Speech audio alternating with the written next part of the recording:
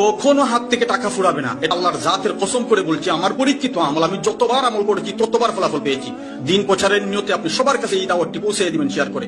প্রথমে সূরা ইখলাস 11 বার পাঠ করবেন, ইয়া রাজ্জাকু 11 বার পাঠ করবেন, ইয়া কাযিয়াল হাজাত 21 বার পাঠ করেন। ইনশাআল্লাহ যে কোনো সময় এই আমলটি করেন, আল্লাহ টাকা দান করবেন।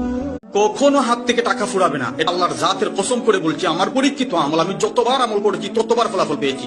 দিন প্রচারের নিয়তে আপনি সবার কাছে এই দাওয়াতটি পৌঁছে দিবেন শেয়ার করে। প্রথমে সূরা ইখলাস 11 বার পাঠ করবেন, ইয়া রাজ্জাকু 11 বার পাঠ করবেন, ইয়া কাযিয়াল হাজাত 21 বার পাঠ করেন।